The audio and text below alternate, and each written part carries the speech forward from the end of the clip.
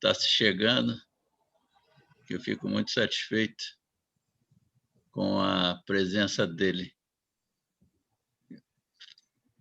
Um breve resumo do que a gente vai estar falando. Vou mostrar alguns mapas, falar sobre a questão da Amazônia, qual é o desafio, a necessidade da competência estratégica, e vamos analisar alguns casos, né, e algumas conclusões. Eu tenho a satisfação de ter tido a oportunidade de conhecer um pouco do aspecto amazônico. Eu gostaria de, primeiro, mostrar para vocês uma figura que não tem diretamente a ver, mas tem tudo a ver, né? Aliás, nas palavras do general Aragão, a Amazônia ela manda umidade, manda chuva para o Brasil, mas muito mais, né? Mas essa figura aí, esse é um mapa hipossométrico, é muito interessante da gente analisar, porque ele mostra bem o que foi, o que representou a conquista do Brasil, né? Vocês imaginem que há uma cadeia de montanhas paralela ao litoral que dificultou tremendamente a penetração no país, né? As cadeias do mar, da Mantiqueira, geral, e elas vão dificultando a penetração. Um dos poucos rios que permitiram a penetração foi o rio Tietê, né? Agora, vocês imaginem desbravar isso naquela época, né? Com todos os outros inconvenientes e obstáculos, né? E há um paralelo muito interessante disso com o que foi os Estados Unidos, que tiveram o Mississippi e o Missouri, atravessando aquelas planícies maravilhosas, né, que permitiram um acesso enorme ao interior do país. Aqui no Brasil foi pauleira pura, né? Planície mesmo, né, lá na Amazônia. E é uma história muito interessante com relação à Amazônia. Bom, mas então por que não foram para o Amazonas, né? O Amazonas era o seguinte: tem um livro aí que eu coloquei nas referências, que é do um jornalista francês, o Jean Sublin. É um livro editado pela Biblioteca do Exército, e que ele conta que os caras entraram no Rio, os portugueses, e aquilo não tinha fim. Aquilo não tinha fim. Notem que era no remo, né? Pouquíssimos ventos, né? Pelo outro lado, os espanhóis lá do Peru encontraram o rio e resolveram descer para saber onde é que dava aquilo, e aquilo não terminava, né? Então, foi uma coisa estranhíssima, porque dois países que eram rivais se encontraram no meio do caminho, né? E, a essa altura, Portugal já era dependente da Espanha, a coroa tinha sido passada para a Espanha, eles continuaram brigando à toa. Mas, enfim, é só para mostrar que a conquista do Brasil não foi nenhuma moleza, não, né? E continua não sendo, acho que é verdade. Ele conta muita história, vale a pena a gente tê-lo bem em mente. Muito bem. Como é que está a situação hoje, né? A famosa utilização das terras. Nós temos aí, dessa imensidão toda de 850 milhões de hectares, nós temos utilizados mesmo 350 milhões de hectares utilizados em termos, né? Mas, por exemplo, lavouras, nós temos apenas 7,5% do território, né? Chama a atenção que as pastagens, né, representam mais do dobro dessas terras. Então, apesar da agricultura ter uma, uma arrecadação muito maior, ela hoje ela é muito mais eficiente do que, do que é a pecuária, né? A pecuária extensiva, principalmente, ela é uma grande ocupadora do nosso território. Então, o que há é o seguinte: não falta terra, não falta área para se produzir, mas a Embrapa, com os gaúchos, tem feito milagres nesse sentido. Muito bem, vamos então entrar na Amazônia, né? É uma bacia a mais extensa do planeta, com 25.000 quilômetros de rios navegáveis, quer dizer, em matéria de meios de comunicação, não temos falta na Amazônia. E a maior parte dessa área está no Brasil, abrangendo 6 estados e 775 municípios do país. Isso aqui é apenas só para contextualizar. Temos a chamada Amazônia Legal, que hoje ela transcende muito mais o bioma intacto, né? O bioma hoje ele está mais concentrado na região mais ao norte. Agora, qual é a questão amazônica? Esse é o tema da nossa palestra hoje e vamos tentar explicar um pouco. Nós temos uma premissa básica. Qual é a premissa? É que a Amazônia brasileira, é sempre bom colocar o adjetivo brasileira, porque a Amazônia ela atinge vários outros países, né? Ela é brasileira, é muito bom que se diga, né? E o desenvolvimento harmonioso é a maior garantia para que ela se mantenha brasileira, né? Então, nós temos esse desafio, essa incumbência de manter a Amazônia através do seu desenvolvimento harmonioso, e nós vamos estar falando disso, né? Então, a questão da Amazônia é o seguinte: o crescimento econômico, em geral, não tem sido vantajoso para a região. Nós tivemos ciclos, como aquele ciclo da borracha, nós temos famosos empreendimentos minerários, nós temos aqui um especialista em mineração, que é o doutor José Leal. Nós temos, apesar das riquezas imensas, a região propriamente dita não tem se beneficiado muito. Uma das causas, né, que ao mesmo tempo é consequência, mas vira um ciclo vicioso, é um desacordo das forças. Que forças são essas? São uma infinidade de forças. Nós temos desde forças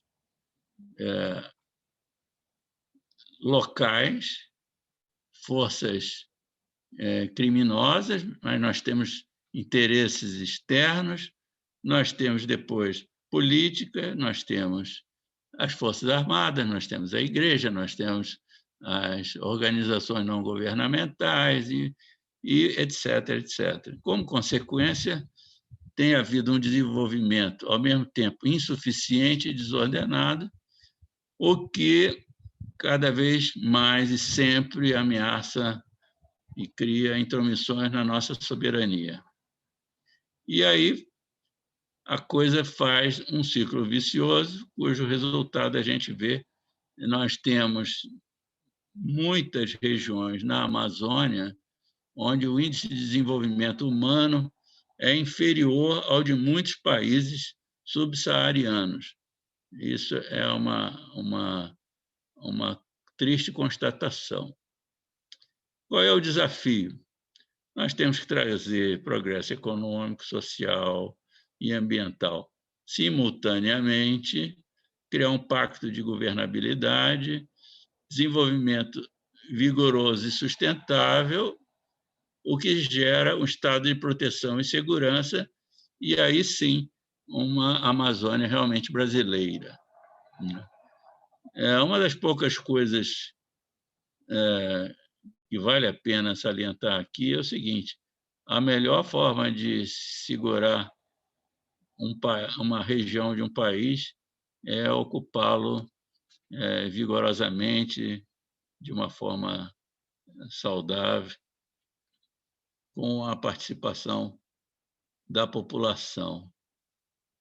Ou seja, normas e ações de comando e controle apenas não bastam. E eu fico um pouco preocupado, porque eu li agora esse relatório desse comitê do general Mourão, que eu pensei que fosse continuar, e aparentemente estão tirando dele o controle dessa questão amazônica. Eu tenho ouvido comentários que me deixam preocupados, que eu tinha fé que o general Mourão, por sua competência, pudesse comandar uma estratégia necessária, né? E, aparentemente, disseram para ele: bom, fecha isso, faz um relatório, etc., entrega, porque o relatório que foi entregue do tal comitê nada mais é do que a tradicional linha das ações de comando e controle apenas, e isto não basta, né? Isso, sem você estar com uma integração, e é o que nós vamos estar conversando aqui, nós não vamos resolver o problema amazônico. Quais são os fatores chaves para, então, vencer esse desafio? Bom, a primeira coisa é inserir a região no pensamento estratégico nacional. Fala-se muito de Amazônia de uma maneira epidérmica, falando em geral, de queimadas, em geral, de massacres, em geral, de contrabandos, etc., mas não há uma disseminação, a Amazônia não ocupa o cerne do pensamento estratégico nacional. Fica-se na periferia. O Brasil não conhece a Amazônia. Quando eu digo Brasil, é a grande maioria, né, da população brasileira, né? Nós precisamos também de uma nova doutrina de negociação ou pactuação entre todos aqueles atores, né? Com esses dois fatores, nós chegaríamos, então, na chamada competência estratégica, que é justamente o que falta. Não falta só na Amazônia, eu diria, né? O Brasil precisa muito de competência estratégica, né? E que não fique fechada dentro de salas, mas que se expanda para o povo brasileiro, né? Outro fator-chave é a implantação de um novo modelo de gestão para a região. A região não tem um modelo de gestão, era a minha esperança desse comitê do general Mourão, né? Mas eu acho que tiraram ele logo da, do comando da situação, e ele tinha muita coisa para fazer ainda, né? Com um novo modelo de gestão, então, se pode fazer o planejamento e o gerenciamento da, da região. O que é a competência estratégica? Então, é uma palavra um tanto quanto abstrata, mas que pode ser bem caracterizada. Por exemplo, temos que ter uma política maior de progresso econômico e social com proteção ambiental, tudo junto, né? Essa política tem que estar bem definida, e nós vamos estar falando sobre isso.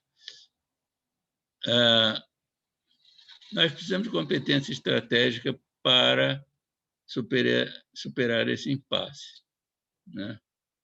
Como?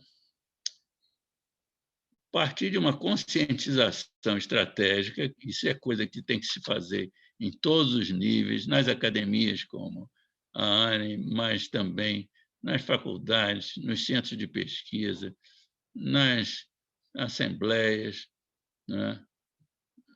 Nos sindicatos, nas diversas instâncias do pensamento nacional, né? Nós temos que ter um pensamento estratégico, né?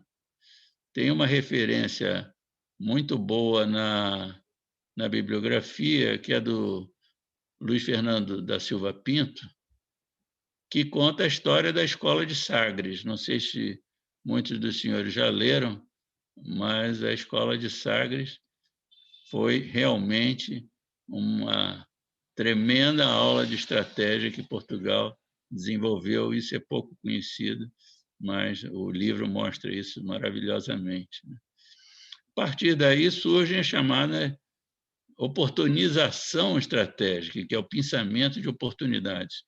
Nós, por falta de pensamento estratégico, não tem faltado oportunidades na Amazônia. A Amazônia tem oferecido centenas de oportunidades, né, para se desenvolver a região, e nós temos desperdiçado essas oportunidades. A partir daí, cria-se o planejamento estratégico e tático, adquire-se uma vivência operacional e alavanca-se, então, todo o processo. Muito bem. Isso depende do envolvimento dos principais atores, a organização desses atores e a integração dos mesmos. Com relação ao planejamento e gestão, que é uma palavra que no Brasil tem sido, eu diria, eu não digo esquecido, né? Mas muito pouco praticado, né? Nós temos o seguinte: cerca de 30 instituições federais, vou cansar vocês aqui enumerando, mas são 30 ou mais, eu acho que já aumentou esse número, né? E elas, ao longo de muitos governos, não conseguem articular políticas, programas e ações. Cada um age individualmente, né? Não sinergicamente, os fóruns criados não atuam em sintonia, etc. Ou seja, precisa revolucionar toda a forma de pensar, planejar e gerenciar a Amazônia, criando um amplo projeto mobilizador nacional, né? E eu gostaria muito, depois, se fosse possível, doutor Arlindo, se eu mandasse isso para o general Mourão, porque eu fico pensando na frustração dele com o desenrolar da situação lá em Brasília. Muito bem. Quais são os princípios, né, que devem nortear esse planejamento estratégico? Entender o desenvolvimento como processo para melhoria da qualidade de vida, aquilo que eu coloquei no início, né? É importante contar com o desenvolvimento da população, né? Sem a população estar empoderada, vivendo decentemente, não são 1.000, nem 10.000, nem 50.000 soldados que vão proteger e patrulhar toda aquela imensa região, que é mais da metade do Brasil. Privilegiar projetos de parceria público-privadas, né? Há uma falta nítida de recursos para investir por parte do Estado, mas não faltam capitais no mundo. Aliás, o mundo hoje vive excesso de capital. O que esses capitais pedem é apenas uma coisa: algumas garantias para que os investimentos deles sejam preservados e, claro, uma regulação, né, das situações. Muito bem. E terceiro, não desprezar as práticas bem-sucedidas, né? Quer dizer, nem tudo é ruim.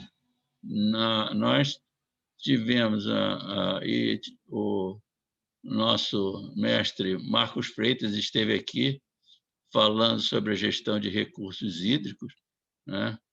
E a política de recursos hídricos brasileira, o marco regulatório, é um êxito de política bem-sucedida. E o outro é o programa Calha Norte, que as Forças Armadas desenvolvem há muito tempo e que é um exemplo de prática bem-sucedida. Nós vamos falar rapidamente daqui a pouco sobre isso. Isso inclui decisões tomadas em bases técnicas, né? Efetividade, responsabilidade fiscal, transparência, que são princípios indispensáveis. Então, o modelo que vai parecer muito complicado, mas, na verdade, é muito fácil de entender. Depois vocês podem, com o tempo, examinar como é que é esse modelo proposto. Esse modelo foi desenvolvido por uma equipe grande de especialistas, não é só minha lavra, né? Mas eu fiquei feliz de participar da elaboração desse modelo, né? E isso envolve uma grande linha de pensamento para a região. Primeiro, e aí eu digo, volto a falar do Conselho de Desenvolvimento da Amazônia. Ele é essencial. Ele não pode terminar com um relatório. Ele tem que ser permanente, né? Esse conselho, ele trata de quê? Das estratégias de segurança, do zoneamento econômico e ecológico, das vocações e potencialidades, dos eixos de integração, em resumo, das estratégias para o desenvolvimento da região. Muito bem. Então, existe esse conselho, ao topo da pirâmide. Ele produz uma matriz de regionalização. A região é enorme. A região amazônica é enorme. Então, se você não regionalizar, é impossível você ter um plano que abranja toda aquela imensa região. E aí você tem uma secretaria executiva. No momento que você faz uma matriz de regionalização, você precisa ter uma secretaria executiva, e o conselho é um órgão de alto nível, é um órgão de pensamento. Aí você tem uma secretaria executiva, que é o que normalmente se põe em funcionamento. Aí você tem as mesorregiões. Então, você tem que criar, dentro daquele zoneamento econômico e ecológico, as mesorregiões a serem consideradas, cada uma com as suas estratégias de desenvolvimento médio-regional. Quando eu falo, então, sobre estratégia, sobre desenvolvimento da Amazônia, está errado. Você tem que pensar mesorregionalmente. Cada uma tem uma peculiaridade, cada uma tem uma situação social, ambiental, estrutural, etc. E essas estratégias, então, né, feitas por comitês de gestão, né, elaboram os planos diretores mesorregionais. Por que tem que ser mesorregionais? Porque a geografia política, a divisão daqueles municípios imensos da Amazônia, a evolução que se passou desde que eles foram criados, não correspondem mais à evolução econômica da região, as transformações todas que o país sofreu. Enfim, se nós não tivermos uma abordagem mesorregional, se a gente ficar preso a planos municipais, você não consegue a sinergia necessária. E então você tem as agências executoras, né? Então, os comitês fazem os planos, e aí você tem que executar os seus planos. Então, você tem diversas dimensões nesses planos diretores, né? A dimensão infraestrutural, a dimensão social, ambiental, do sistema produtivo, que vai ser, então, o quê? Né? Então, aí começa a beleza dessa organização, que ela é realimentada. Então, você tem um processo contínuo. Esse é outro erro que o Brasil comete muito, é fazer o plano e dizer, bom, está feito o plano, bota na prateleira. Não. O plano é uma coisa permanente, circular, contínua, né? Ela também é operativa, quer dizer, você tem órgãos executivos, você não faz somente a parte de planejamento, você opera, né? Ele é regionalizado, né? Ao mesmo tempo, ele é ascendente e participativo, ou seja, essas agências elas estão alimentando o Conselho de Desenvolvimento com os resultados. proporcionando um feedback para as correções de rumo.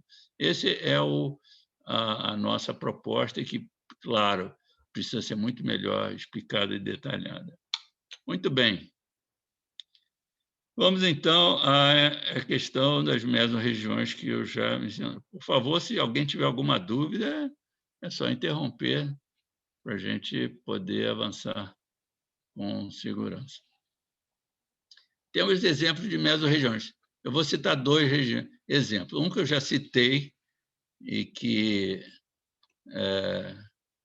eu tive orgulho de conviver e conversar com vários participantes, que é o programa Calha Norte, né? O programa Calha Norte, né, que tem aquela dimensão imensa, que cobre 6 estados, 151 municípios, uma área de mais de 2 milhões de quilômetros quadrados, que é 25% do território nacional, quase 11 mil quilômetros de fronteira, né? Esse programa vem sendo executado, eu diria, silenciosamente demais. É uma das coisas que eu sempre cobrei dos oficiais com quem eu conversava, que precisa dar mais transparência para a população nacional conhecer, porque a população local sabe muito bem, né? A população local, aqui tem até algumas imagens aqui, né? É visitada por diversos contingentes das Forças Armadas que fazem ações de saúde, de infraestrutura, de saneamento, entendeu? Porque ocupar militarmente a fronteira é absolutamente impensável, né? Eu acho que nem nos Estados Unidos conseguiriam colocar bases em número suficiente para proteger uma fronteira de 11 mil quilômetros, né? Mas, se você tirar essa população da miséria e educá-la, mostrá-la que ela não está na Colômbia, que ela está no Brasil, porque muitos nem sabem em que país estão. Tem gente falando mais espanhol do que português, e as Forças Armadas estão lá diuturnamente fazendo esse serviço, né?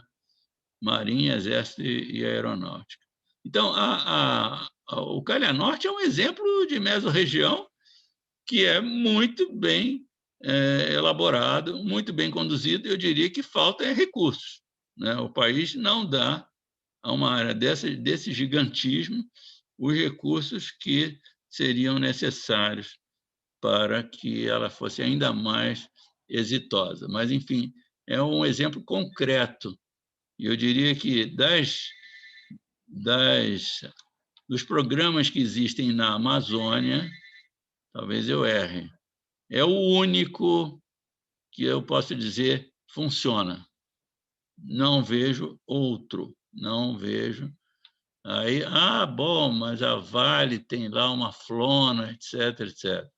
Não tem esse alcance que um Calha Norte, mas não tem mesmo, apesar dos, deixa eu ver se eu não me engano, 40 bilhões que a Vale fatura anualmente com a extração de minérios da região. Nada contra a Vale, nada contra. Só que não é disso que nós estamos falando aqui, que é a gestão integrada do território. Agora, o outro caso é um caso, digamos assim, teórico. Não é teórico porque ele se apoia em dados concretos, mas ele não está funcionando ainda. E eu gostaria muito que ele viesse um dia a funcionar. E, pois não? Uma dúvida? É um caso que nós resolvemos colocar à prova toda aquela teoria do pensamento estratégico numa região concreta, uma espécie de o que seria um caso piloto de planejamento mesorregional e elegemos essa região entre os rios Imbu e Tapajós, que está mostrado em detalhe aí. Essa mesorregião é o seguinte, prestem bem atenção, é uma área de 1 milhão de quilômetros quadrados. A França tem 2/3 dessa região, em termos de área. É uma área plana, essencialmente plana e naturalmente irrigada. Tem uma população esparsa de 1,6 milhões de habitantes, e ela é percorrida por 2 vias, a 163 e a hidrovia Santarém-Itaituba, perfeitamente navegável, e uma hidrovia que a ANTAC tem o planejamento, que é a do Teles Pires, de estender essa baía por essa hidrovia por uma extensão enorme, mostrada aqui na figura, né, que vai lá de Sinop até Santarém, e essa região de Sinop, Sorriso, do norte do Mato Grosso, é uma das regiões mais ricas, férteis, produtivas do país. Então, quando você vê que essa hidrovia, que seria o escoamento natural, né, altamente econômico, custa sair do papel, é de chorar. Mas, então, essa região aqui, né, que a gente usou como emblema dessa política de planejamento mesorregional, essa região tem as seguintes situações. Primeiro, tem a 163. A 163, o então ministro Ciro Gomes, quando estava no planejamento da estrada, disse: não, Bogado, nós vamos fazer uma estrada verde, não vai ter espinha de peixe, nós não vamos fazer desmatamento, etc., etc., vamos fazer uma estrada ecológica. Nada disso funcionou. A Estrada Verde ficou no papel e hoje a BR-163 ela é uma espinha de peixe triste, né? Cumpre o seu papel, mas ela poderia ter sido muito melhor planejada, né? A agropecuária avança de uma maneira desordenada e é uma região conflituosa, cheia de problemas fundiários que dificultam investimentos. Então, o sujeito tem que ter coragem para entrar lá. Então, apesar de ser uma região extremamente rica, plana, boa de acesso, etc., ela ainda apresenta essa situação. O resultado não podia ser diferente. Eu consegui capturar aí essa imagem, essa imagem lá da região, de um barco do Greenpeace, lá dentro, entendeu? Só para levar ao mundo imagens negativas sobre o Brasil e a sua conquista estratégica. Bom, então, o que é preciso ali no Xingu Tapajós, né? Primeiro, um novo posicionamento estratégico. Imaginem, é uma região irradiadora, né? Integradora do norte com o sul do Brasil, com o centro-sul do Brasil, né? Ela precisa de um acordo que seja exemplar nos planos nacional, regional. Quer dizer, o Brasil poderia pegar essa região e dizer assim: não, vamos fazer daqui um paradigma, vamos fazer disso aqui o nosso talismã, vamos mostrar ao mundo como é que a gente organiza a nossa casa. Né? Como? Através de um desenvolvimento harmonioso. Então, nós temos infraestrutura de transporte, é 163. Nós temos a usina de Belo Monte. Nós temos um tremendo eixo agroindustrial, é um dos maiores eixos de produção agroindustrial do Brasil. Vamos fazer a recuperação ambiental, vamos gerar emprego e desenvolvimento social, e eis os resultados ao nosso alcance. né? Zoneamento ecológico fundiário, garantia da lei e da ordem, eixo agroindustrial, etc, etc, etc. Não faltam oportunidades, etc. Aqui é uma outra imagem que mostra essa região, né, como esse eixo de integração sul-norte, e eu faço uma pergunta provocativa, né? Que país não cuidaria de uma área desse tamanho, rica e de importância estrutural como essa, né? Quer dizer, acho que dezenas de países sonhariam em ter uma região desse porte, com essas características, entendeu? E está perfeitamente ao nosso alcance. Muito bem. Mas, de tudo isso que eu falei, para levarmos adiante isso, né, nós temos ainda que nos livrar, ou primeiramente nos livrar de uma série de, eu diria, crendices, né? A gente fica preso a uma série de crendices que nos impedem de resolver os problemas, né? Ficamos em, em discussões estéreis e infrutíferas. A primeira desmistificação é que a agricultura familiar é pobreza, é miséria, esse troço não dá certo, etc, etc, né? De fato, a agricultura familiar não é sinônimo de pobreza, como eu vou mostrar, mas falta maior liberdade locacional, né? Quer dizer, o pequeno agricultor ele tem uma vantagem, ele pode ir para onde ele quer. Ele tem mais se ele tivesse uma série de coisas, como vias de acesso, energia, etc.